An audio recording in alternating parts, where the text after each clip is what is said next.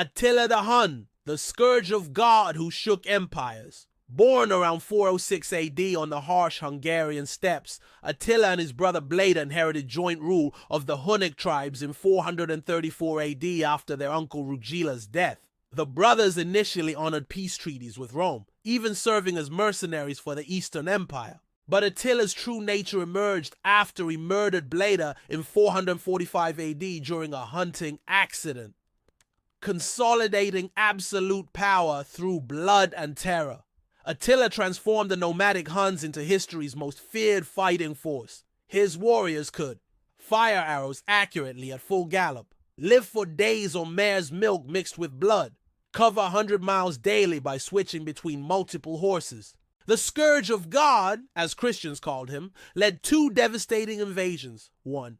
The Balkan campaign, 441-448 AD. Attila's forces destroyed 70+ Roman cities including Singidunum, modern Belgrade, the entire Thracian field army at Chersonesus, Constantinople's suburbs, stopped only by massive new walls.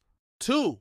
The Gaul invasion, 451 AD. After receiving Princess Honoria's marriage plea and half the Western Empire as dowry, Attila crossed the Rhine with 100,000 warriors. Huns, Ostrogoths, Gepids, siege engines built by Roman deserters, psychological warfare. Claiming Mars' sword made him invincible. Though stopped at the Catalonian plains by Asia's Roman Visigoth alliance, Attila retreated with his core forces intact. The next year, 3.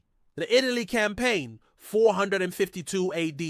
Sacked Mediolanum, Milan, destroyed Aquileia so thoroughly no one knew its location. Turned back only after. Disease ravaged his army. Pope Leo Al's mysterious negotiation, likely heavy gold payments. Attila's death in 453 AD was as dramatic as his life. He suffered a violent nosebleed on his wedding night to new bride Ildiko.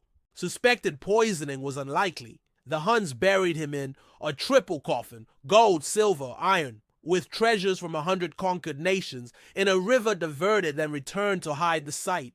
His empire collapsed within years as subject tribes rebelled. But Attila's legend grew. Medieval Christians used him as the Antichrist archetype. Norse sagas called him Atli, a gold-obsessed villain.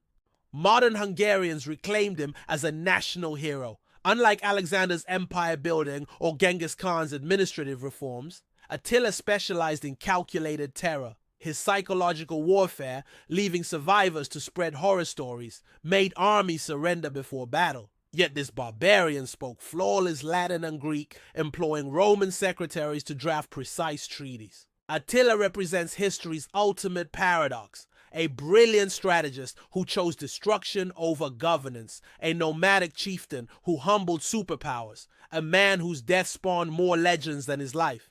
From the steppes to Hollywood, his name remains shorthand for unstoppable devastation.